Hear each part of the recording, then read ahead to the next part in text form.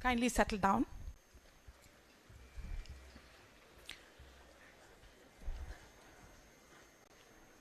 To ceremoniously begin this conference, may I now request our chief guests and other dignitaries on the stage to kindly light the lamp.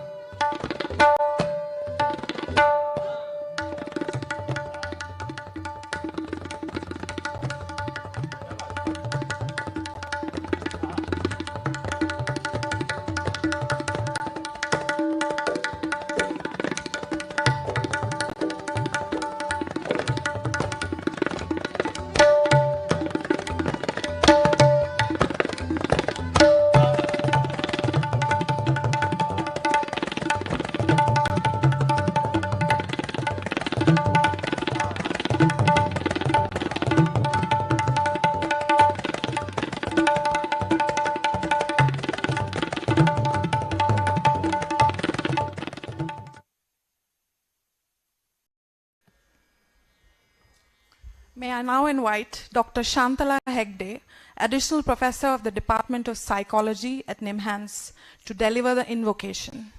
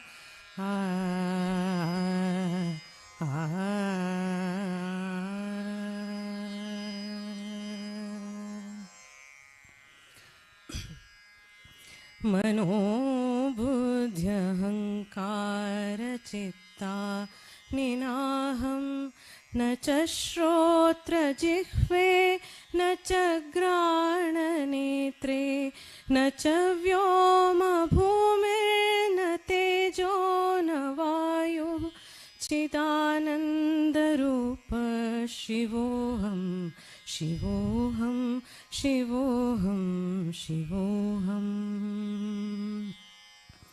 मनोबुद्ध्यहङ्कारचित्ता निनाहं न च श्रोत्रजिह्वे न च घ्राणनेत्रे न च व्योमभूमिर्न तेजो न वायुः चिदानन्दरूप शिवोऽहं शिवोऽहं शिवोऽहं शिवोऽहम् न च प्राणसंज्ञो न वै पञ्चवायुः न वा सप्तधातुर्न वा पञ्चकोशः न वा पाणिपादौ न चोपस्थपायु चिदानन्दरूप शिवोऽहं शिवोऽहं शिवोऽहं शिवोऽहम् न च प्राणसंज्ञो न वै पञ्चवायुः न वा सप्तधातुर्न वा पञ्चकोशः न वा पाणिपादौ न चोपस्थपायु चिदानन्दरूप शिवोऽहं शिवोऽहं शिवोऽहं शिवोऽहम् न मे द्वेषरागौ न मे लोभमोहौ मदो नैव मे नैव मात्सर्यभावः न धर्मो न चार्थो न कामो न मोक्षः चिदानन्दरूप शिवोऽहं शिवोऽहं शिवोऽहं शिवोऽहम् न मे द्वेषरागौ न मे लोभमोहौ मदो नैव मे नैव मात्सर्यभावः न धर्मो न चार्थो न कामो न मोक्षः चिदानन्दरूप शिवोऽहं शिवोऽहं शिवोऽहं शिवोऽहम् न पुण्यं न पापं न सौख्यं न दुःखं न मन्त्रो न तीर्थो न वेदा न यज्ञा अहं भोजनं नैव भोज्यं न भोक्ता चिदानन्दरूप शिवोऽहं शिवोऽहं शिवोऽहं शिवोऽहम् न पुण्यं न पापं न सौख्यं न दुःखं न मन्त्रो न तीर्थो न वेदा न यज्ञाः अहं भोजनं नैव भोज्यं न भोक्ता चिदानन्दरूप शिवोऽहं शिवोऽहं शिवोऽहं शिवोऽहम् न मृत्युर्न शङ्का न मे जातिभेदः पिता नैव मे नैव माता च जन्मा न बन्धुर्न मित्रं गुरुर्नैव शिष्यः चिदानन्दरूप शिवोऽहं शिवोऽहं शिवोऽहं शिवोऽहम् न मृत्युर्न शङ्का न मे जातिभेदः पिता नैव मे नैव माता च जन्मा न बन्धुर्न मित्रं गुरुर्नैव शिष्यः चिदानन्दरूप शिवोऽहं शिवोऽहं शिवोऽहं शिवोऽहम् अहं निर्विकल्पो निराकाररूपो विभुत्वाच्च सर्वत्र सर्वेन्द्रियाणां न चासङ्गतं नैव मुक्तिर्न बन्धः चिदानन्दरूप शिवोऽहं शिवोऽहं शिवोऽहम् अहं निर्विकल्पो निराकाररूपो विभुत्वाच्च सर्वत्र सर्वेन्द्रियाणां न चासङ्गतं नैव मुक्तिर्न बन्धः चिदानन्दरूप शिवोऽहं शिवोऽहं शिवोऽहं शिवोऽहम् चिदानन्दरूप शिवोऽहं शिवोऽहं शिवोऽहं शिवोऽहं चिदानन्दरूप शिवोऽहं शिवोऽहं चिदानन्दरूप शिवोऽहं शिवोऽहं चिदानन्दरूप शिवोऽहं शिवोऽहं शिवोऽहं शिवोऽहम्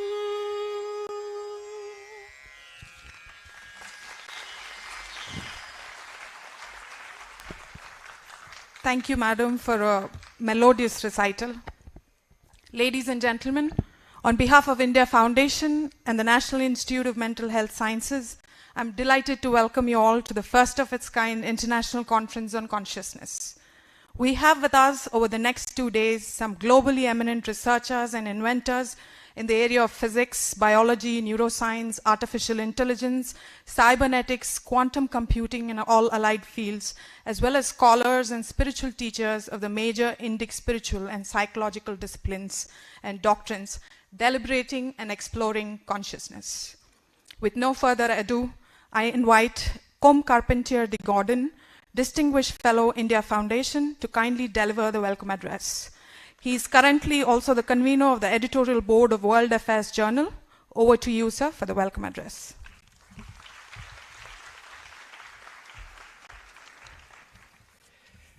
Namaskar, greetings, welcome to all. It is my privilege and pleasure to welcome to this inaugural function the Honorable Minister for Ayush, Sri Sarbananda Sonoval, as well as Dr. Pratima Murthy, Director of NIMHANS, and Mr. C.A. I.S. Prasad, President of the Karnataka Federation of Chambers of Commerce and Industry.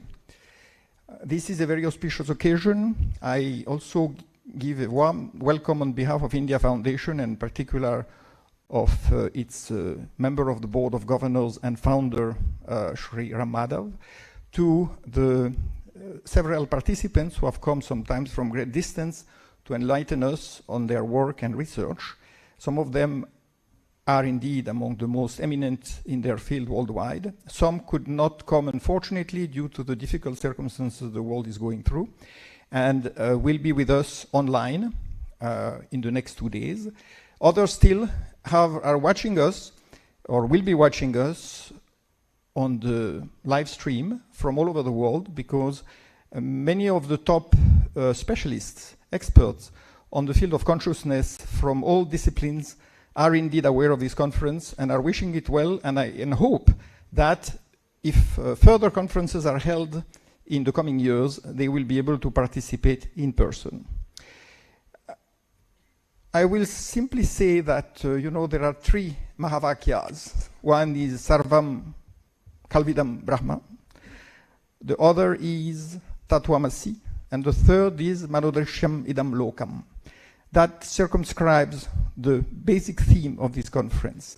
Consciousness is critical, not only critical, it is fundamental, because anything that exists in our perception is in fact mediated through our consciousness and perhaps the creation of it.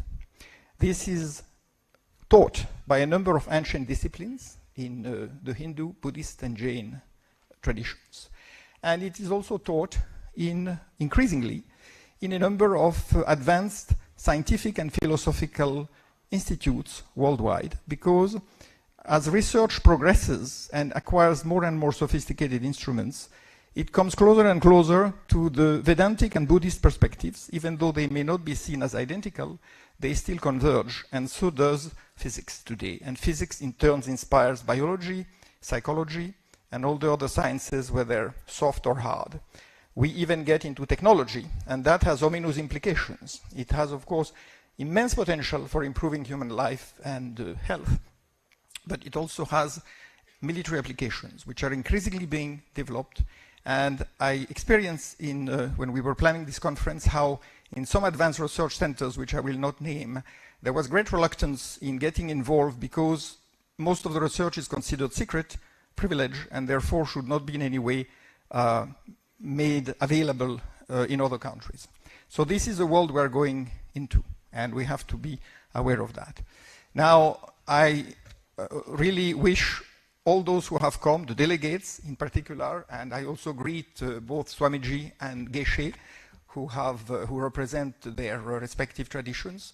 So I do think this will be a feast for the spirit, and also probably for future scientific development. And I'm sure that both NIMHANS and India Foundation will remain closely involved with the process that is starting today, and that the next 2 days will lead to a very brilliant and very innovative I would say, Shraddhanjali and Gitanjali of contributions to understanding consciousness.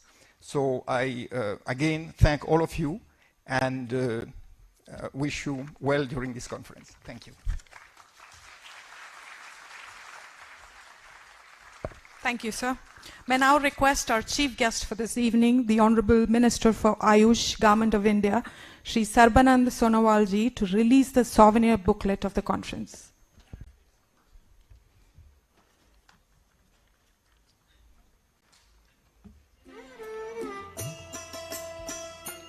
May I request Madam Dr. Bindu Kuti and P.N. Ravindra onto the stage for the release of the souvenir, please.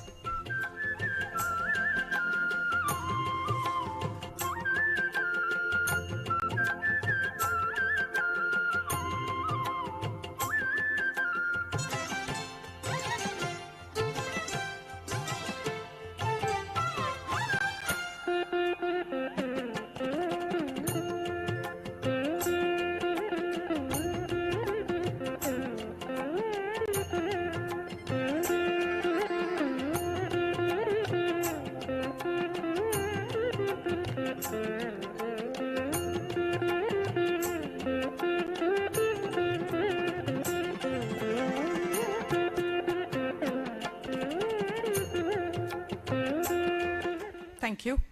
I now request Shri Kamlesh Patel ji to deliver the conference keynote address. Shri Kamlesh ji, also known as Daji by his followers, is the fourth and current spiritual guide of the Heartfulness movement. He has spent the past 4 decades training people across the world in heartfulness meditation and is the author of 2 bestsellers, The Heartfulness Way and Designing Destiny.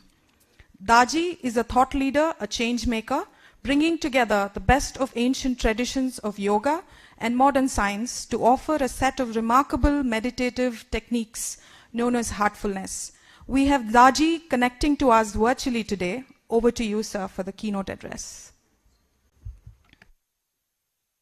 Thank you for having me, Honorable Minister of Ayush, Sri Sonowal ji, Madam Dr. Pratima Murthy, Honorable Minister Kesava Suhakar, Minister of Medical Education, Health, Family Welfare, State of Karnataka, Madam Bindu Kuti, Dr. Com Carpentier de Gourdon, and Dr. I.S. Prasad. It's a great honor of speaking with you all and trying to learn from each other what consciousness is all about and how we can help ourselves with the evolution of consciousness, because that is the main goal of our human existence. Body can only age, it cannot evolve. Soul is immutable and cannot evolve. So what must evolve is our consciousness. Many are struggling trying to define consciousness, and we all define based on our understanding, based on our experiences, based on our so-called encounters in day-to-day life. To me, I briefly describe it as degree of awareness, degree of perception, and degree of appropriate responses to these awareness and perception. So there are 3 levels to it. I become aware of certain thing around me or within me. I perceive at a different level, and I respond appropriately. Now, there are many things we are not able to perceive things. For example, I become aware that somebody is in my next room, but I really don't know who that person is. That's a perception of real truth. Next one is, what do I do with that? Suppose there is a thief in my room, next room. How will that my response will be? Or I become aware that my exam is next month, so and so has called me for an interview. How do I perceive that? And how do I respond to that? So it's a whole spectrum of it. I'd like to share with you a little encounter I had many years back, sometime in 2003. Basically a pharmacist practicing in New York. And we opened many pharmacies across New York City. The best location to open such pharmacies is considered, hospitals or in front of the hospitals. So one day, one of my managers of the pharmacy took me to a location which was a great location right in front of the hospital where you can make lots and lots of money there. What happened there? It was occupied by a grocery person. He used to run that business for many years. And he says he's tired of doing that business there and he would like to transfer the lease of that property and you can develop it as a pharmacy. Great. Those days I used to smoke cigarettes. So I gave him a business. I bought a carton of cigarettes from him, lit up a cigarette, and I said, I need to use your restroom. Can I go use your restroom? He said, why not? Go ahead. So I took a cigarette, went to his restroom. I could not ease myself in that restroom. Suddenly, something overpowering gripped me with so much of fear, so much of heaviness. Unusual heaviness suddenly gripped me. I just came out unutilized. I could not use the restroom. I just came out. Later on, I asked the manager who took me to that location and asked, what is going on there? I just could not believe myself. It was so heavy, so fear-ridden. So she called up the owner of that grocery. She said, what has happened there? Anything very special that you like to describe? He said, yes, just a month back, the cashier of that grocery store was taken to the back of the grocery store when it was held hostage with a gun. He was shot dead.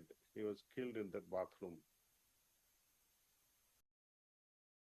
So now when we talk of consciousness, awareness, perception, how is it that memory of an episode lingered on in that bathroom?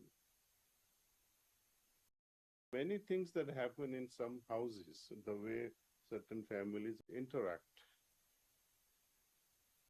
Certain families has their own traditions. When you enter the house of a very sattvic person versus where you enter a family room who are tamasic in nature, you feel the difference. When we are very sensitive, we can see the atmosphere, the environment, the aura of that place. All of a sudden, you feel so joyful in that place. Some places you feel so tensed and horrified, and you feel like running away from such places. So one wonders, how is this consciousness, or if you like to call it, or how the action that has happened or been happening over day after day after day, and it changes the vibratory pattern of that atmosphere. And how that vibratory pattern grips us, affects us either in a positive way or in a negative way. So when we talk of, I see the topic non-dual and non-local. But you can understand this non-duality and non-locality of consciousness only when you understand duality of consciousness. What is duality of consciousness? When I'm interacting with you, I have a certain level of perception, understanding all about you. You are listening. There is an interaction, unspoken from your side, spoken from my side, and I'm responding based on the feelings that I get, how receptive you are, what could be perhaps a knot in your understanding, and I try to unwind that knot. So that is dual part of it. But when we talk of non-dual part of existence, When non-dual means I'm also not there and the other person is also not there. That is non-duality. And how being non-dual can help you understand or perceive consciousness. And from this non-dual to non-locality. Our shastras, our literature, especially Yoga Vasishtha Sanhita, the dialogue between Lord Rama and his younger brother Lakshman and Mother Sita, how they spent their 14 years in the forest. They were discussing mainly this aspect of consciousness, which their gurus taught them, Vishwamitra and Vasishtha. Same time zone, the same epoch. And during the same epoch, the father of Sita, Raja Janaka, with Astvakra, and how they discussed this topic of consciousness, dual as well as non-dual, and non-local to a certain extent. These are the modern terms we use. I would wish that all of us revisit Ashtavakra Sanhita at least once, since we are all interested in consciousness. That will really, really open up a new chapter in understanding consciousness. In order to further understand consciousness from all this, we are told that consciousness is made up of three fundamental things, main three. That means there are many other things that makes consciousness. Number one is the mind. Number two is buddhi or intellect. Number three is ego or ahankar. So chitta is made up of three major things: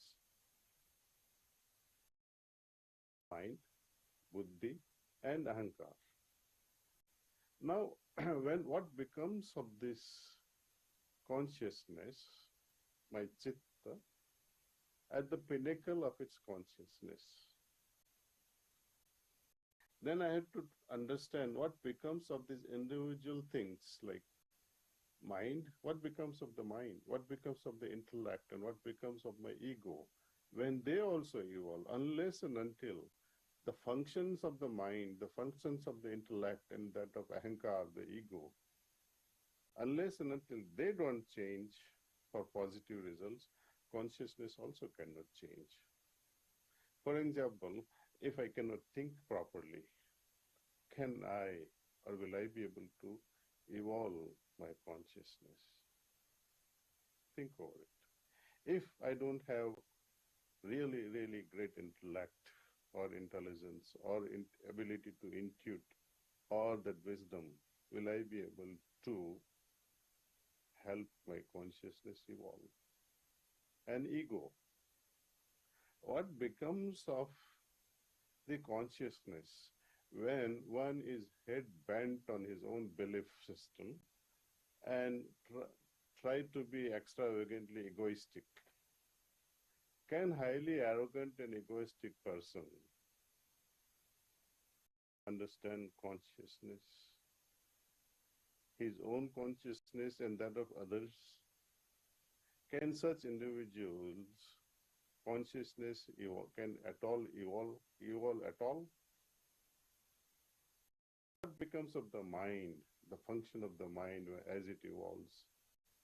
And as you understand, the function of the mind is primarily to think. And what becomes of it when it evolves? Through meditation, when this thought that I am meditating on Lord, be it Lord Krishna, be it Lord Jesus, be it Lord Buddha, doesn't matter. They are considered on a higher spectrum of consciousness. I am where I am, and I like to reach those lofty heights of consciousness. So I like to meditate on certain principles. And as I meditate, with an idea of those principles, or qualities of those personalities, I begin to feel those qualities in my life. So I'm no longer thinking of qualities, but I'm enjoying or experiencing those qualities. So the function of the mind changes from thinking to actually feeling. So now when it comes to feeling, now heart function comes into picture and mind is left into relegation. Number two, scientists are struggling even today.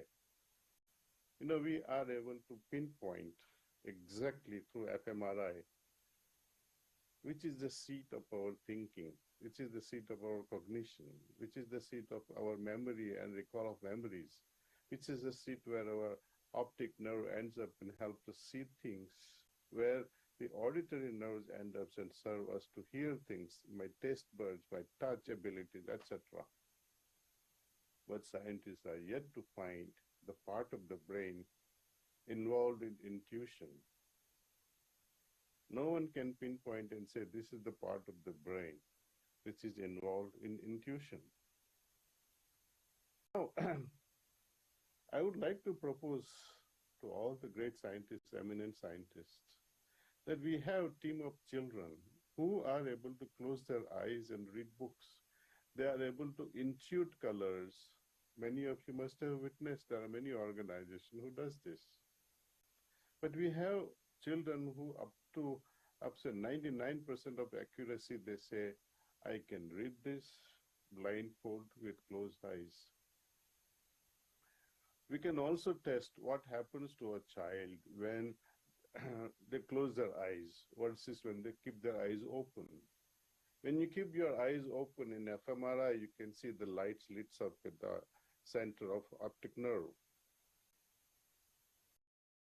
When you close your eyes, it's like a darkness over there. It is closed.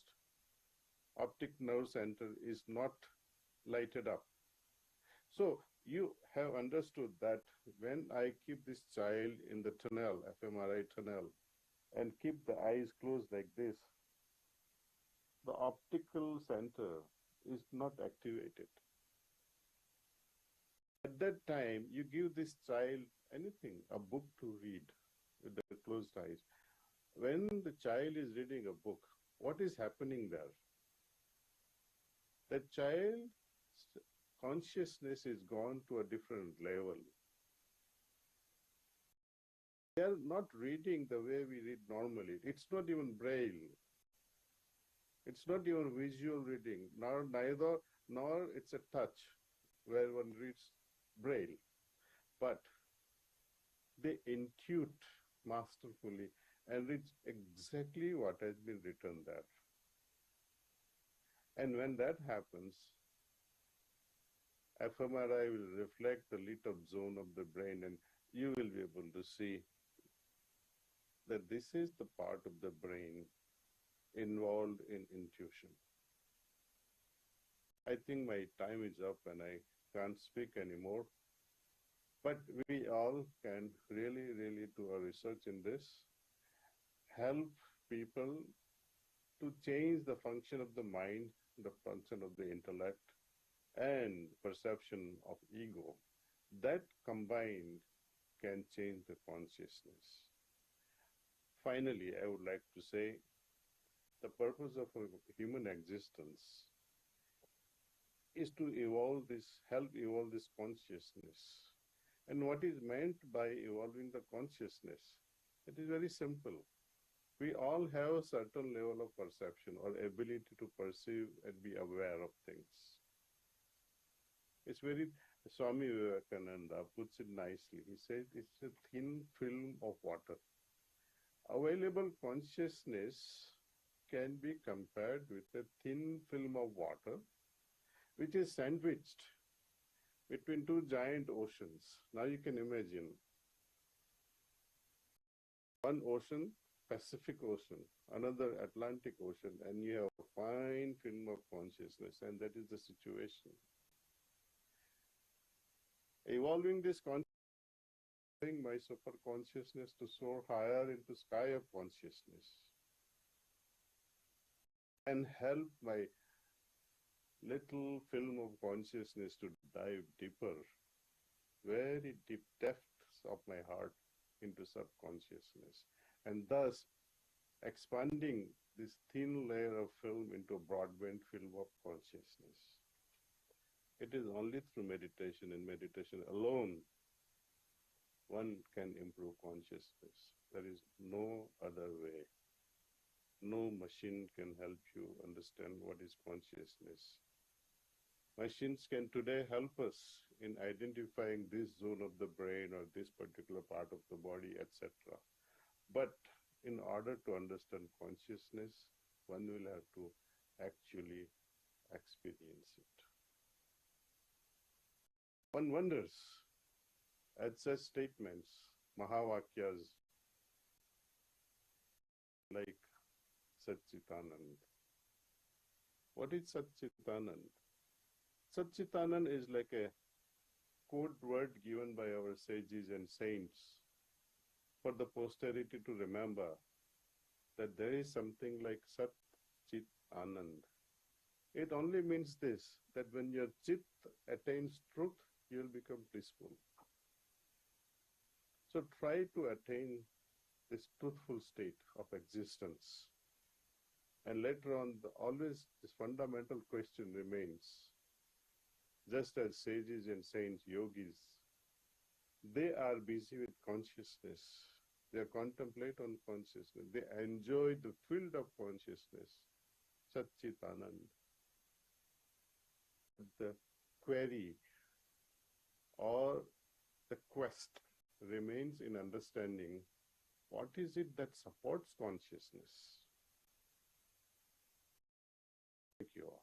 Thank you for your patient listening. Thank you, Daji, for setting the tone for the next 2 days of the conference. May I now invite our chief guest this evening, Shri Sarbananda Sonowalji, the Honorable Minister for Ayush, Government of India, to deliver the inaugural address. Shri Sonowalji, who currently holds 2 cabinet portfolios, Port Shipping Waterways and Ayush, in the Government of India, is the former Chief Minister of Assam and has also previously served as the Minister for Sports and Youth Affairs, Government of India. Over to you, sir.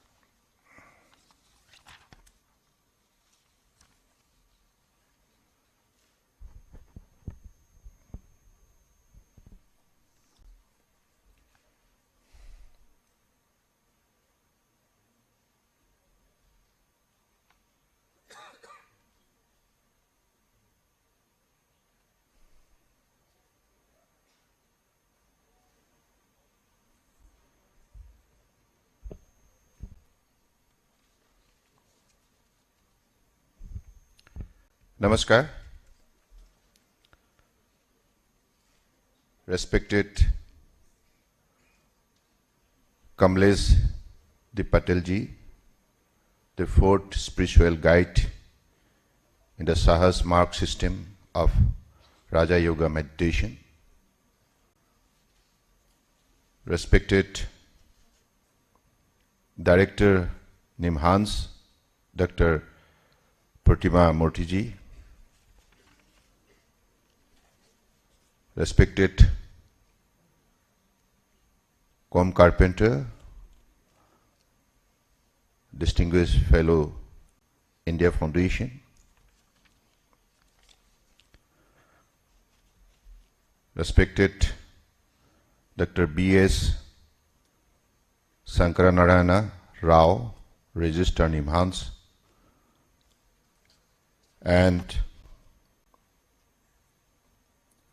respected Dr. C.A. I.S. Prasad, President, Federation of Karnataka Chamber of Commerce and Industries, respected Ram Madhavji, and distinguished scientists, faculty members, ladies and gentlemen, and media friends. Today, I'm really delighted to present here because this is an occasion which can teach us more and more about our life. And I, being a minister of Ayush, I have developed a habit of glorifying nature. So, as you all know, the Mother Earth is created, I believe, for our comfortable stay in living. And nature has always been there to support us. That is why I believe the first principle, we must take care of nature. We must love nature.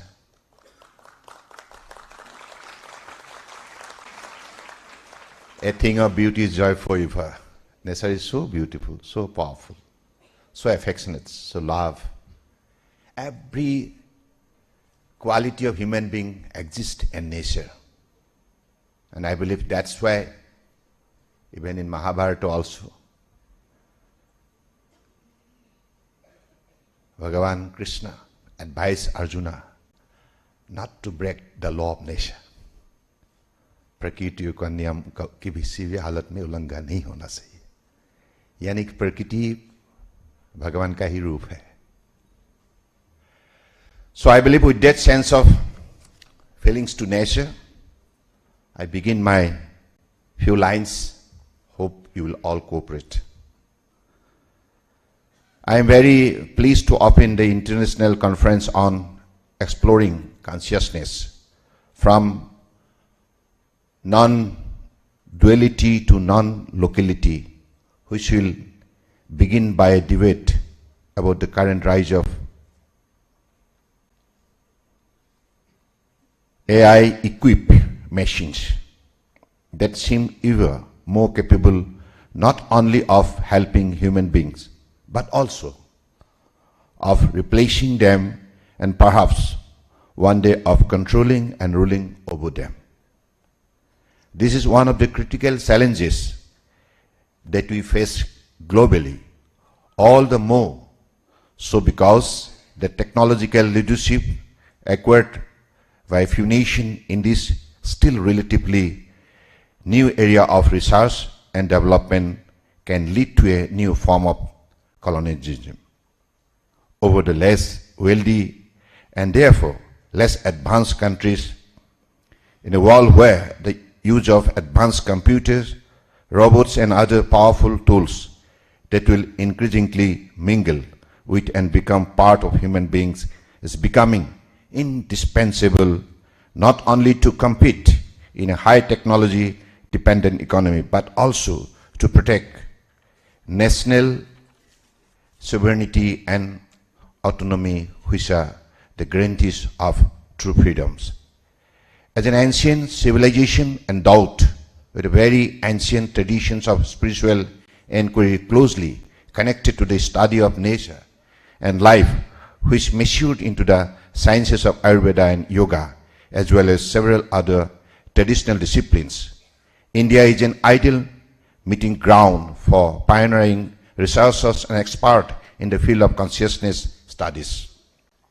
In relation with their quest for attaining and maintaining health and well-being in the mind and in the body of the individual and social level, the Ministry of Ayush is in charge of promoting and facilitating the preservation and cultivation of the various systems of medicine which have flourished in the Indian subcontinent since time immemorial.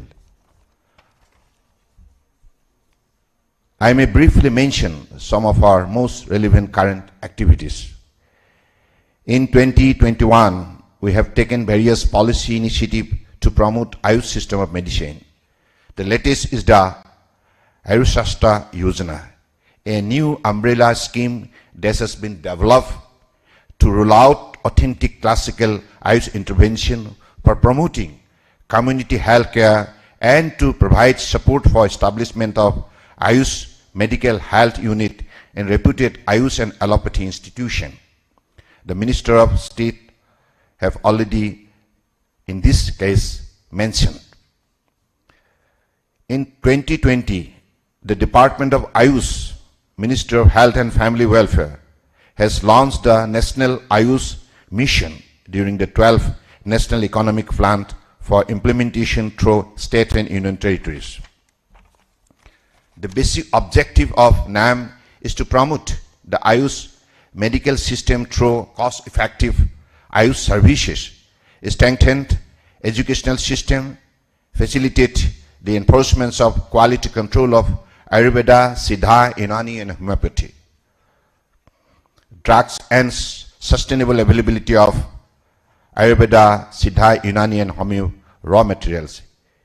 It envisages flexibility of implementations of the programs which will lead to sustainable participation of the state government and union territories.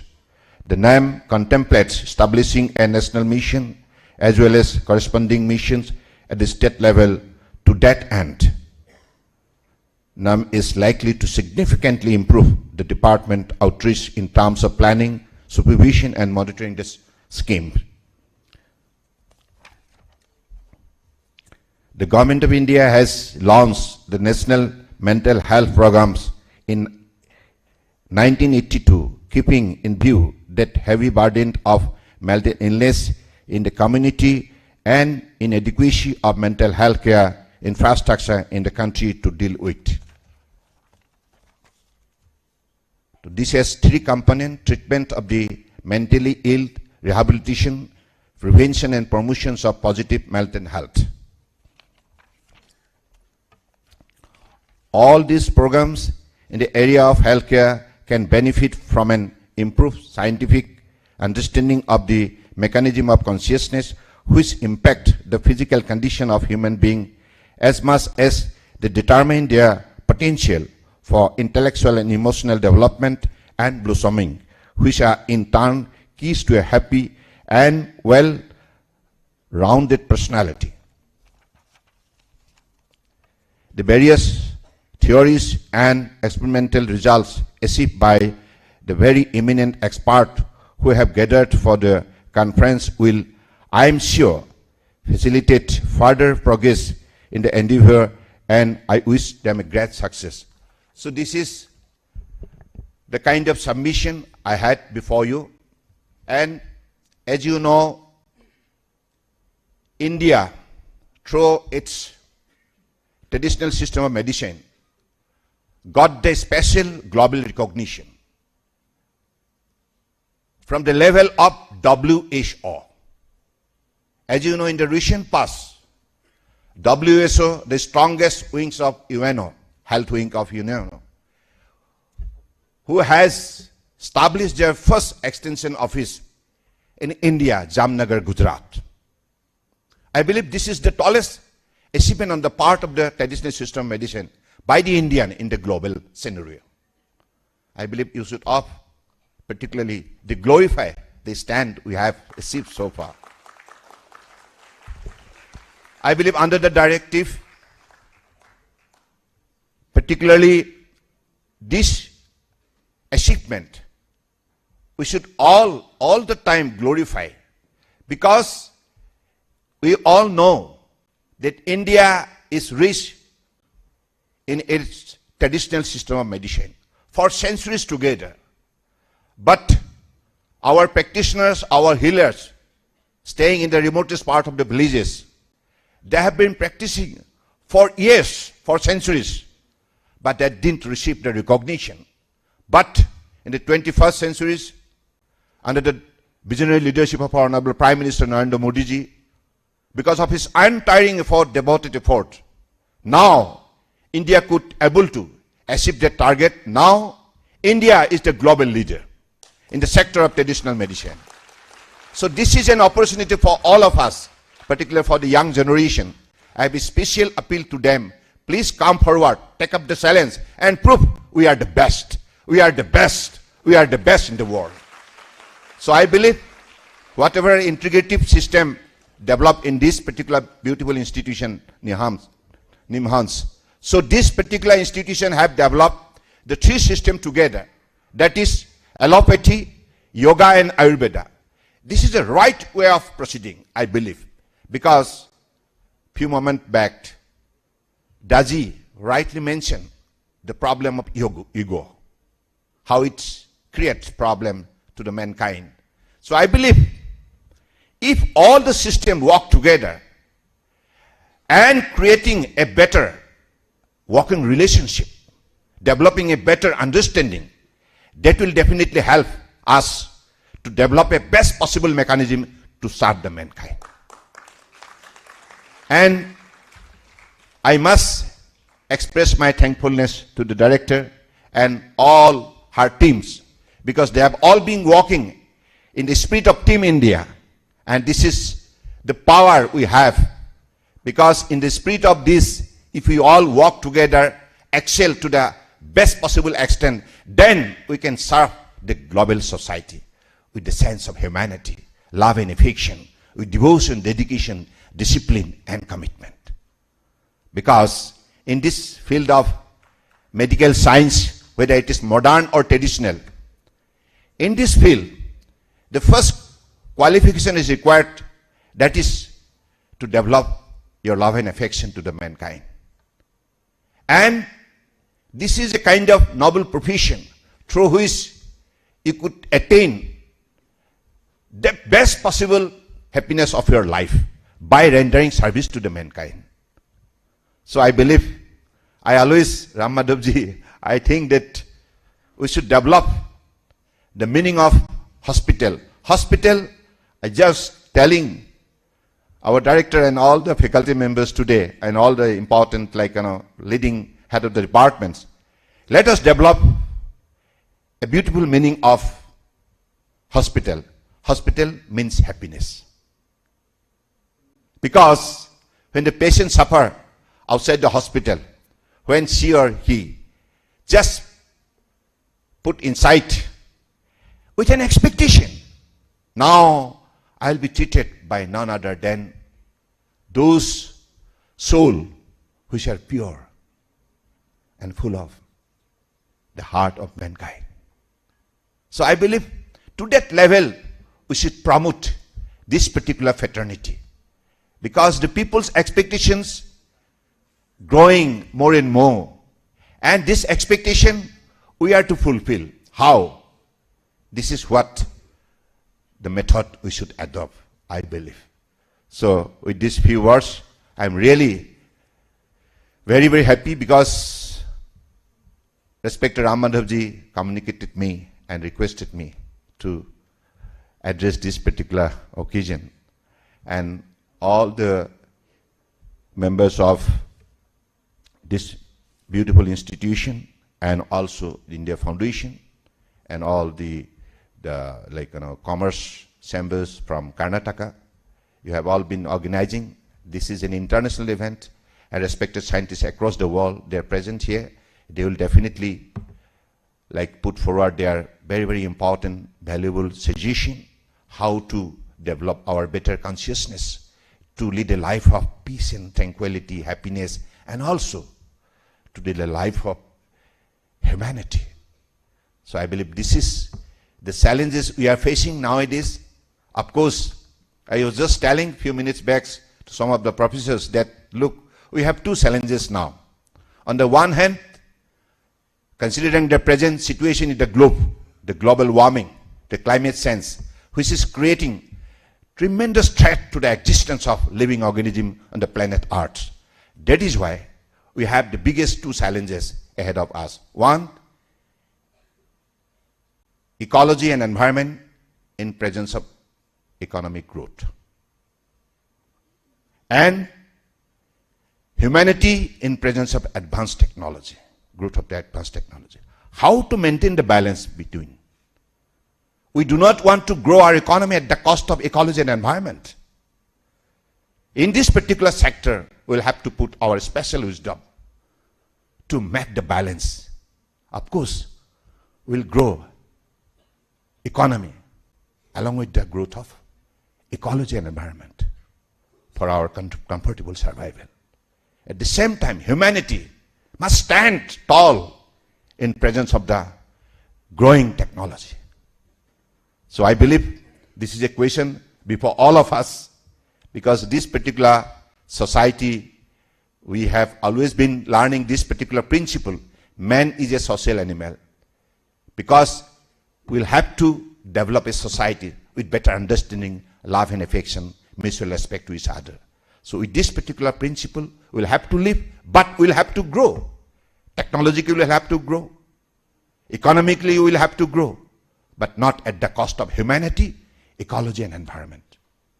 With these few words, I extend my heartfelt greetings to all of you present here today, and really we are delighted to have the leader like Narendra Modi ji, because of his visionary leadership, because of his dedicated and devoted leadership. Now India is growing faster, and India is seeing a lot of challenges in the different field of profession, and this transformation is only becoming possible because of his untiring effort, hard-working ability, and also his wisdom, knowledge and powers, and able leadership.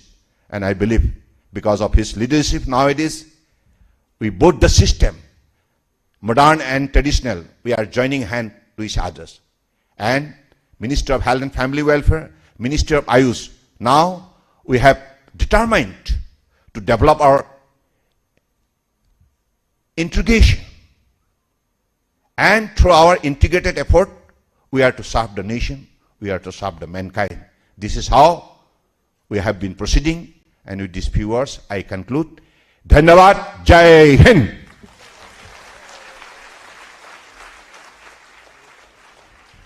Thank you, sir, for an inspiring and thought-provoking inaugural address. May I now request Dr. Pratima Murthy, Director, NIMHANS, to deliver her address. Dr. Pratima Murthy, Director, National Institute of Mental Health Sciences, has over 3 decades of experience in the field of mental health.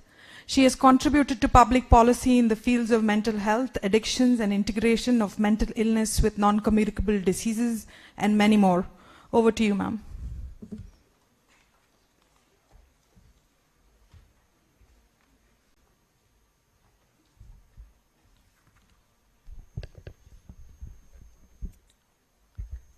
Good evening.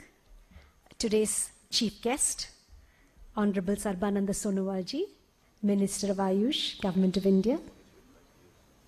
Our keynote speaker, Shri Kamlesh Patel, Daji. Dr. Com Carpentier de Gourdon. Our health minister who couldn't be here today, Minister for Health and Medical Education, Government of Karnataka, Dr. Sudhakar should have been with us today, but he wasn't able to come. Dr. Prasad, our Registrar, Dr. Shankar Narayan Rao, Dr. Ramesh, the Vice Chancellor of the RGUHS, Dr. Nagaraja, the former Director of NIMHANS, Sri Ram Madhav, all my colleagues from NIMHANS, particularly the organizers of today's program, Dr. Bindu and Dr. Ravindra and the entire team, and the delegates of the Conference on Consciousness. Ladies and gentlemen, the first thing that strikes me is that there couldn't have been a better place for this conference other than NIMHANS. NIMHANS has a long tradition of looking at health in a holistic way, at exploring the mind from states of consciousness to the working of the brain in disease, looking at the brain through imaging, through electrophysiology, and a variety of other ways, and of course, trying to understand the mind, which is possibly the biggest enigma, and trying to help people to understand and to address how they can overcome distress and maintain equanimity in all situations. Our motto is Samatvam Yoga Uchyate, which is really about maintaining equanimity. And our long tradition, we are the first postgraduate department of psychiatry in the whole country. And we're going to start our Platinum Jubilee next year. we have the golden jubilee of NIMHANS next year, which is really the integration of mental health, neurological, and neurosurgical disorders. And we bring in so many specialties, from basic neurosciences to behavioral sciences like psychiatry, psychology, nursing, social work, to the neurosciences. So we embrace this broad spectrum from health and illness, and possibly there can be no other place which integrates all these disciplines in such a seamless manner. So when Sri Ram Madhavji actually came to NIMHANS a few months ago and talked about this idea at that time, it seemed like an idea of trying to look at the challenges of, the man-machine debate as far as consciousness was concerned. Little did I imagine how transformational this thought would be. He got in touch with Dr. Bindu Kuti, and between them, they've put this fantastic conference together. And the title of this conference itself, which is about exploring consciousness from a variety of vantage points and looking at the man-machine debate, I think is so contextual and so contemporary, because this really brings in so many centuries of traditional thinking about consciousness and how modern technology and the digital world actually alters our concepts, and how then can we rationalize the ideas of these two. We began today with that beautiful rendition by Dr. Shantala, which really talks about the various aspects of the mind and the struggle that the mind is constantly under to maintain a balance between the various pushes and pulls of the state of the chitta. Scientists, of course, have made huge strides in understanding of the brain in the last few decades. In fact, there was a decade of the brain where we hoped to find all the origins of disease, but sadly enough, we were left with more questions than answers about the causation of various kinds of disorders. However, it is no doubt that science and technology have made our lives certainly more comfortable and convenient. Developments in modern medicine have increased our lifespan. We are getting closer to sending people perhaps to Mars. But as far as understanding ourselves is concerned, we are still quite far in terms of learning about understanding our own experiences. That's such an irony, isn't it? While we can conquer the skies, when it comes to looking within ourselves, there is still so much that is left to understand. And the greatest aspect of our lives is our ability to feel and to experience, without which life has no meaning at all. And where does the focus of this experience lie? Daji told us about his experience of whether there is indeed a memory in inanimate surroundings. So I think these are all very intriguing questions.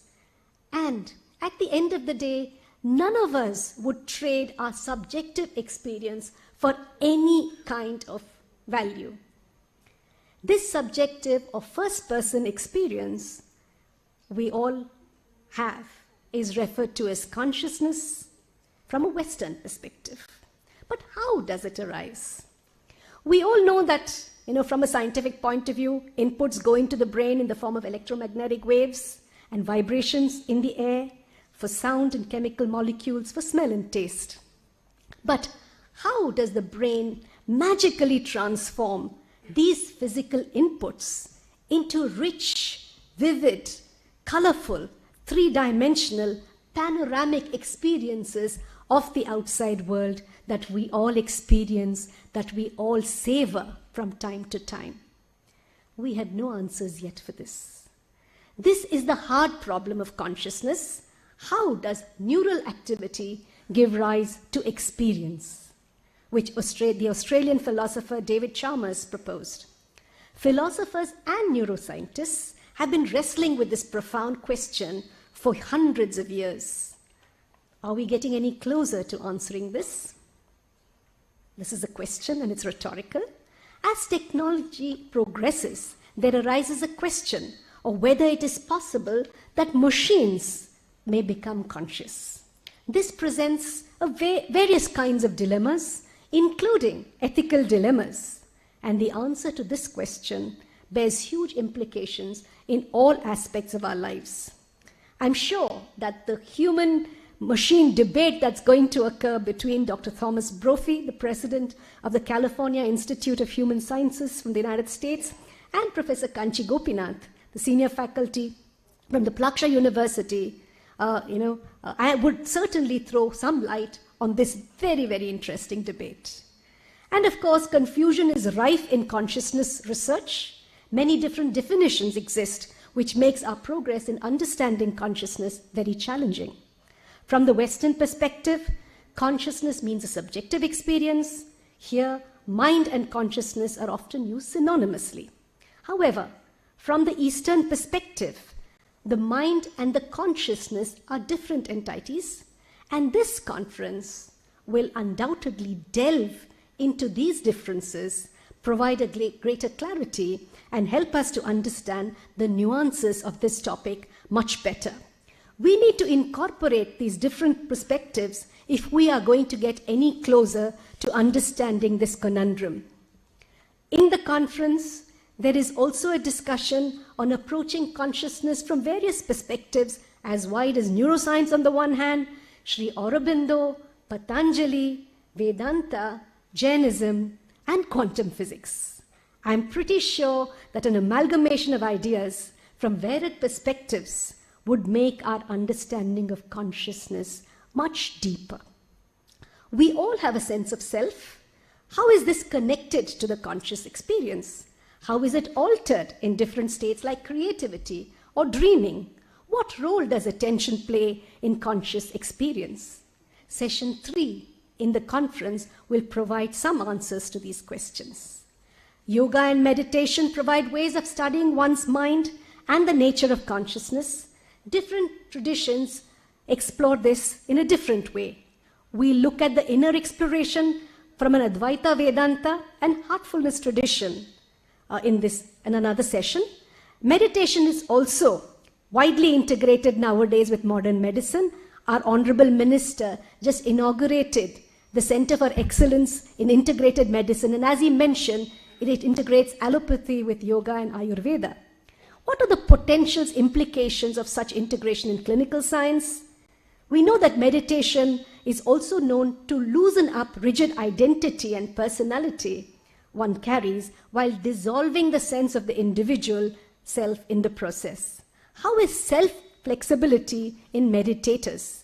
Meditation also plays an important role in bringing about global transformation. As one transforms individually, the world also transforms. How does it bring about this change? What are the mechanisms and the mediation of these processes? As the one extreme of consciousness is this, we also need to look at the other extreme, which is psychiatric conditions, to truly understand consciousness. And we possibly will be deliberating these questions as well during other sessions of the conference. Finally, we will look at some intriguing questions like, is there a collective consciousness?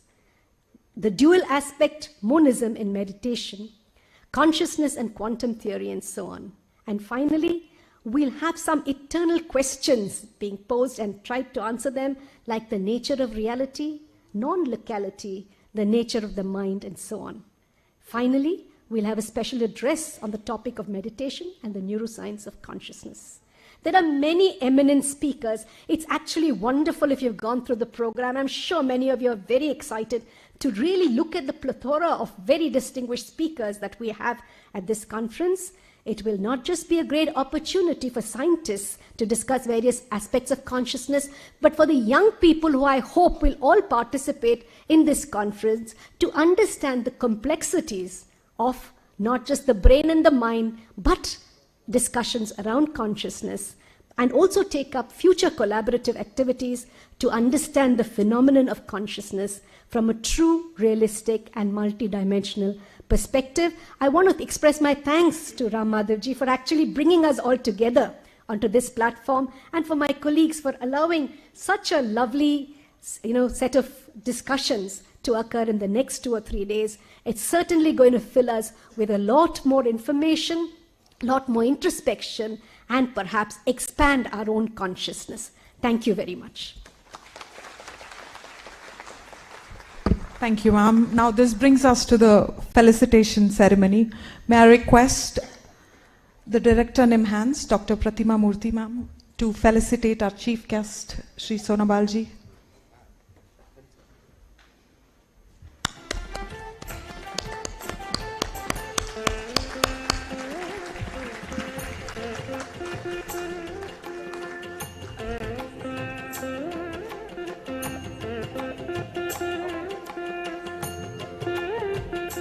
May I request Sri Kom Carpentier, Distinguished Fellow India Foundation, to felicitate the Director NIMHANS, Dr. Pratima Murthy. May I also request Dr. B.S. Shankar Narayan Rao, Registrar NIMHANS, to felicitate Dr. I.S. Prasad, President, FKCCI. I request Kom Carpentier to felicitate Dr. Shankar Narayan Rao, Registrar NIMHANS. I also request Dr. I.S. Prasad.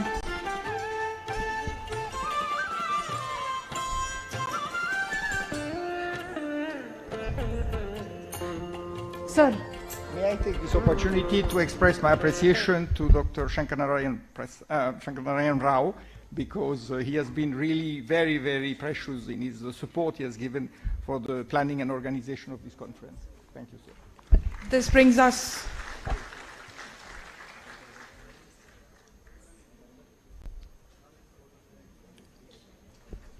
brings us to the end of the inaugural session, and to propose the word of thanks, I request Dr. I.S. Prasad, Registrar of NIMHANS, to deliver the address. I'm not a registrar, KCC President. I'm sorry. I'm conscious.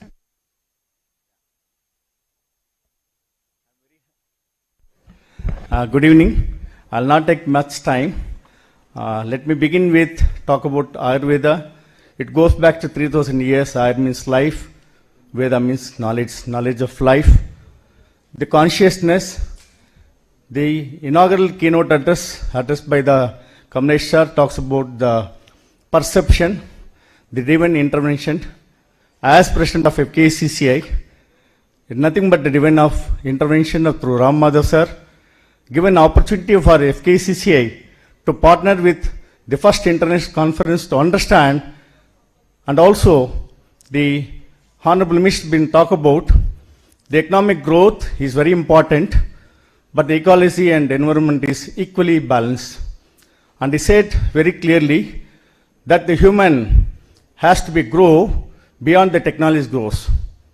All the scientists coming from all over the world in the 75th year of independence, Azad Ki Amrit Mahotsav, when our Prime Minister of India has declared that Amrit Kal, next 25 years for the young generation, sitting there, I think how we have taken 3000 years to move out faster or more slower to make the machine or AI to overbeat the human.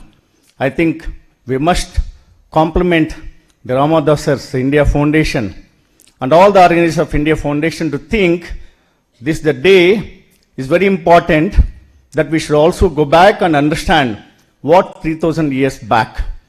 I think the Honorable Prime Minister of India has to be acknowledged. He has confidence in India. He has identified the Indian company to produce vaccination. Thereby we've been living today. I'm sure that this 75th year of independence, the next 25 years, all the scientists worldwide can learn, and this is a platform that NIMHANS been given. I'm very happy indeed. The scientists, the economists, and again the Minister of Ayush and Ayurveda coming together is the right platform. We want the economy move of $5 trillion. The economy ecologist wants to balance ecology. All the scientists wants to bring out the awareness of the life and conscious. Without much taking time, I bow my head and sincerely thank Ramadhav sir and all the organizers and extend warm and sincere thanks to our Honorable Minister, Sri Harbin Sarbanand Sonowal, talks about very clearly that consciousness has to be balanced economic growth of ecology. Sir, we extend sincere thanks to you for having come here and address the first international conference here. And also profusely thank the keynote address in absentia to virtual Kamlesh D. Patel for bringing the three dimension of the ego and mind and the consciousness, bringing awareness, the perception and the understanding. I feel today what is most important, all the giant families have become the individual families. I take this opportunity to extend thanks to Pratima Murthy, the Director of NIMANS, Shankar Narayan sir, and again all the participants and scientists. This 3 days conference will benefit, bring awareness, let this India progress towards understanding the life of consciousness. Thank you very much and have a good deliberation next 3 days, and be happy to partner with NIMANS forever. Thank you, sir. Thank you. Thank you, sir. This concludes the conference, the inaugural session. I request all of you to be seated as the minister will be ushered out. He has to catch a flight.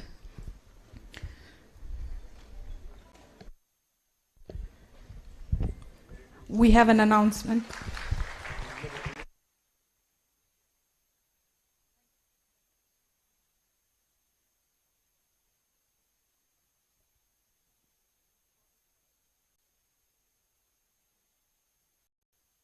We will begin with the next session, which is the most awaited man-machine debate. I request all of you to remain seated as we change the dais.